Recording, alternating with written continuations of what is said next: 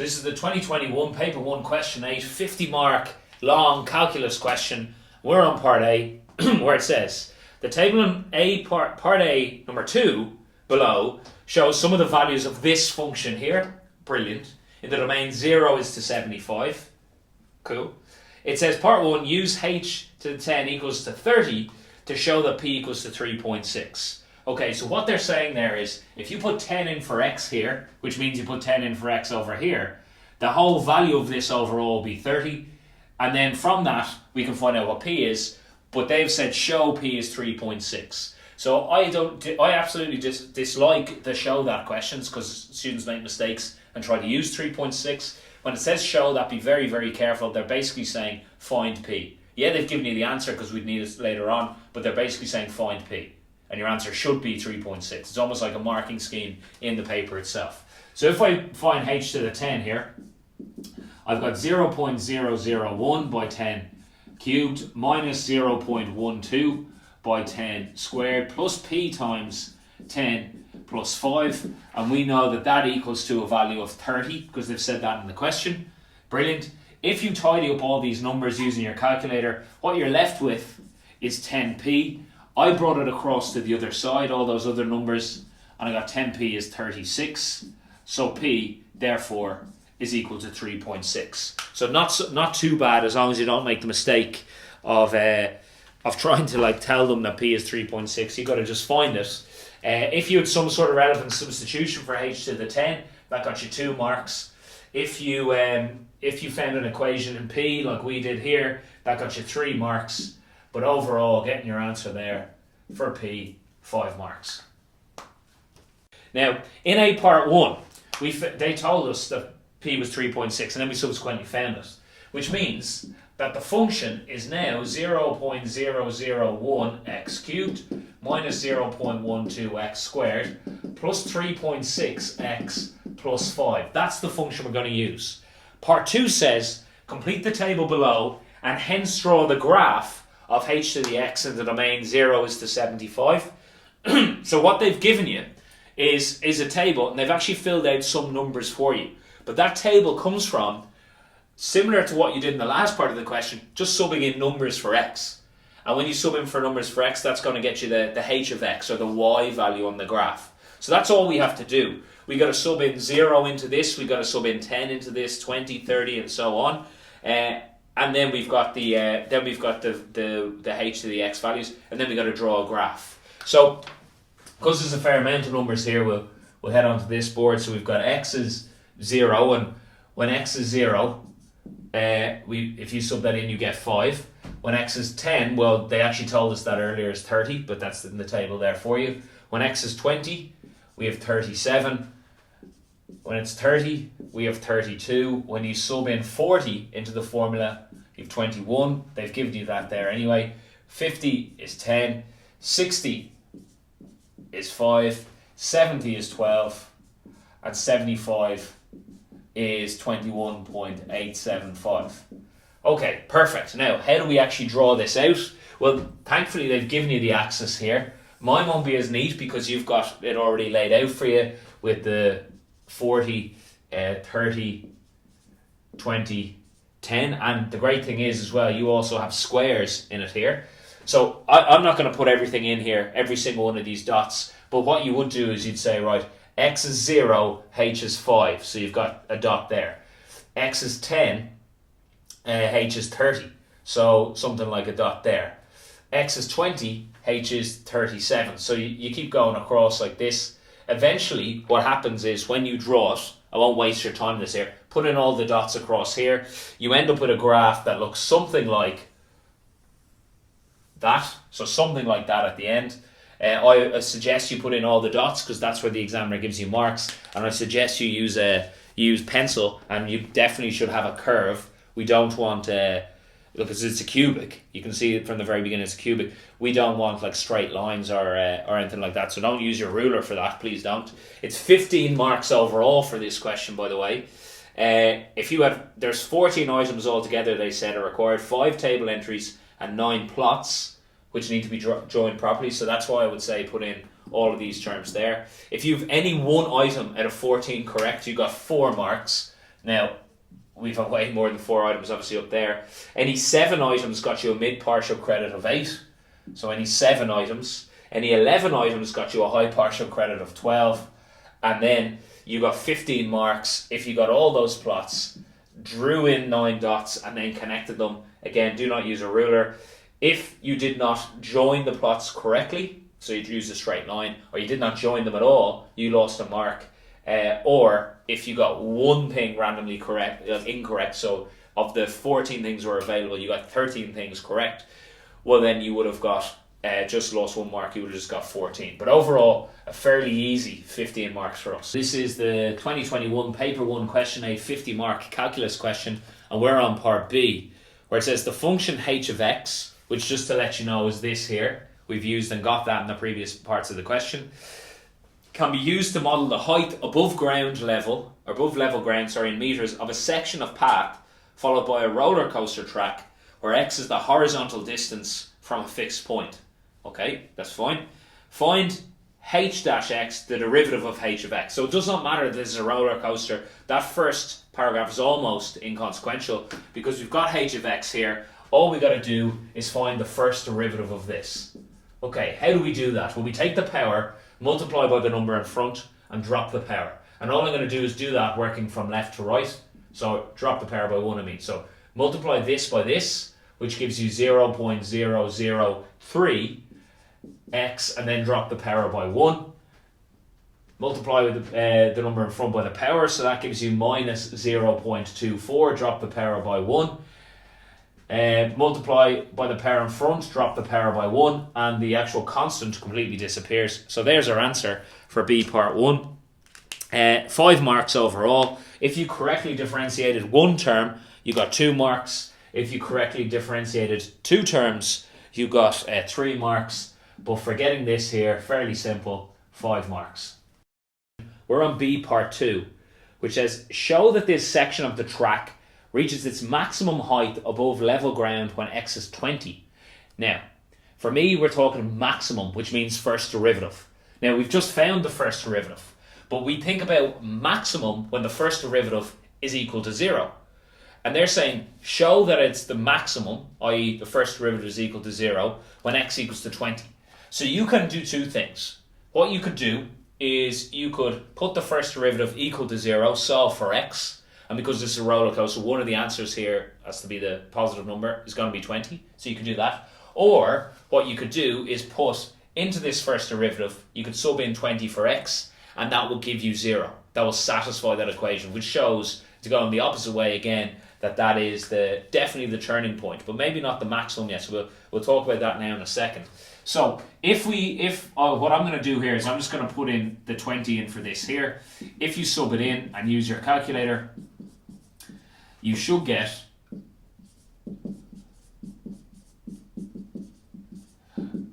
0, which is absolutely brilliant. But just to let you know, when the first derivative equals to 0, that could be either a maximum or a minimum, and you need to be able to check which one this is. How you check is you look at the second derivative, and if the second derivative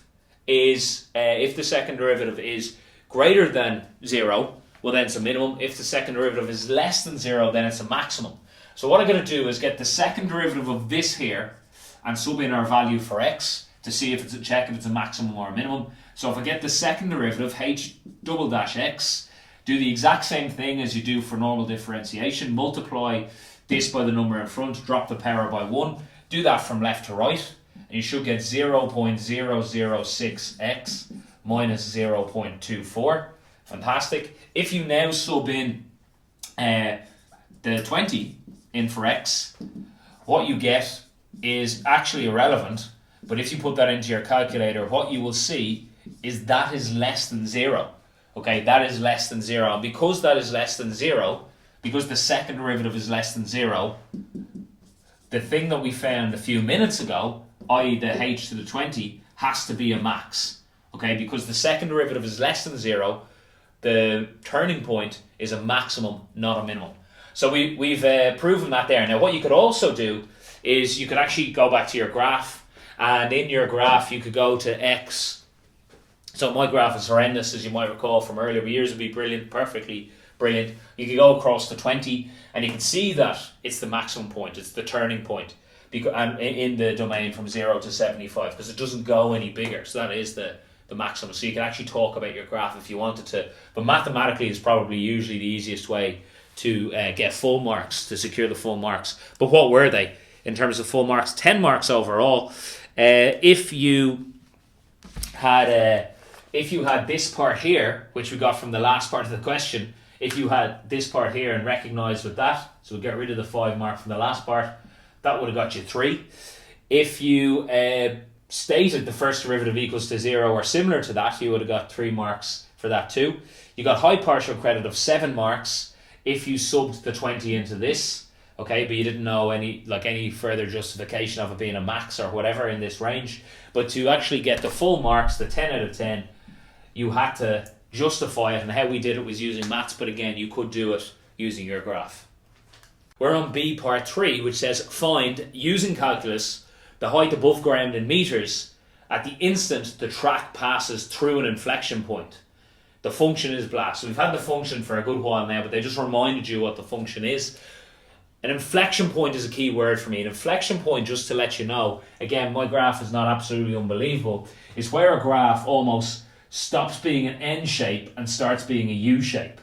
Okay, so something like there. That's what the inflection point actually is. But for me, when I see the word inflection point, I'm thinking that the second derivative equals to 0. That's how you find the inflection point.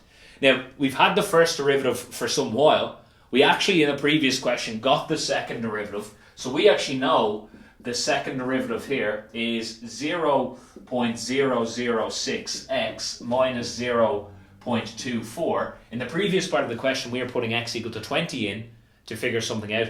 But here, because it's a point of inflection we're looking for, we can put the second derivative equal to 0 and solve for x. If you solve for x there using normal algebra, you get that x equals to 40. Okay, so that's fine. That's our x value. But what we want is the y value, the relevant y value. Now be very careful with that. That has told us this x equals to 40 on our graph here. It should look something like that there. But if we wanted to get the relevant y value, yeah, okay, you could use your graph, but we're going to do some maths here. Okay, we're going to do some maths on this here. What we're going to do is sub it back in to the original function, not into any of our derivatives. We've got an x value. If we sub it into the original function, that will give us our y value. So if I do that, it looks way worse than it is.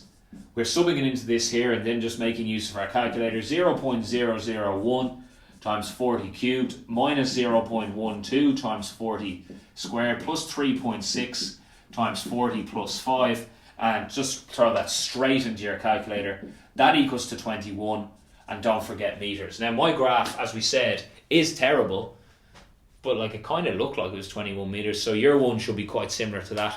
I would use the math method anyway, and that was 5 marks overall, all hinging realistically on you knowing what a point of inflection was and how to get it. No partial credit for some correct differentiation, even though we've already done it, or if you indicated it, like we did there, 2 marks. High partial credit of 3 if you got x equals to 40, and 5 marks overall for getting your answer of 21 meters at the end. This is the 2021 paper 1 question 8 50 mark calculus question, and we're on part C, and it says use the function. Again, look, they've given you it again, we've had this for some time, and it says x is an element of or to find the average height of this section of the track above level ground from x equals to 0 to x equals to 75. Give your answer in meters correct to 2 decimal places. So what they want here is, remember, this was a roller coaster of different heights. You've just drawn a graph of it. They want the average height. And that average height, to me, screams out that we must be looking at a certain branch of calculus called integration. Okay, average height means integration. So what I'm actually going to do here is I'm going to integrate the function. So it's called h of x. So I'm going to integrate the function between 75 and 0, because that's all they wanted on the x-axis there, of this. Okay, so there's my indication of integration, and what I'm going to do is do it with this part here. And if I do it with this part here, just to remind you, when I do with this part here, how integration works is you raise the power by 1 and then divide by that new power. So if I did that, I have 1 over 75, 0.001 x to the power of 4 over 4 minus 0.12 x to the power of 3 over 3 plus 3.6 x squared over 2 plus 5x, which is brilliant, over 1. But then don't forget that there's always some constant that we do not know. So there's me integrating that function. And what I got to do is I got to actually sub in now 75 for x, and then I got to sub in 0 for x. So if it's okay, I'm not going to write that whole entire piece out. So you're going to sub in, first of all, the 75 here. I will do that part, but then you subtract the 0. So you sub in with the 75, and then minus when you sub in for the 0. Just because the amount of time that will take here. The c's will cancel. Okay, so that's what we're going to do here, just inside these brackets. So if you do that, you should get when you sub those things in that we're okay, because this is a 0. It makes things a hell of a lot easier. We can use our calculator. You should get an answer of 1 over 75, 1535.15625. If you divide by that 1 over 75, that gives you 20.46875 metres, which, correct to 2 decimal places for our answer, is 20.47 metres. So what we've seen here is the idea of them saying average. Because it said average, it meant integration, so we were doing this here. I integrated, and I know I haven't put it in on the board, but I subbed in for 75 for x, and then I did the same and took away sub in for 0. So this with 75 minus this with 0, the c's will cancel. I got this here, didn't forget to multiply with the 1 over 75, and this gets me the average height of the roller coaster and how many leaving cert marks, more importantly. 10 overall. Okay, integration is required in order to be awarded any credit, so we can't be using that other rule which isn't really good maths, but we won't even talk about it. But any sort of integration indicated there is 3 marks. Fully correct integration, even without C, by the way, because you know that's going to cancel in the future, got you 5 marks. Fantastic. And a high partial credit will be if you substituted in the limits, which is substituting this part here, and you had the 1 over 75. So if you substituted it in and went no further, that would have got you the 8 out of 10. But once you've done that and used your calculator and tidied up and put it correct to the 2 decimal places with the meters, that got you 10 marks. So a very typical integration question, because again it mentioned average.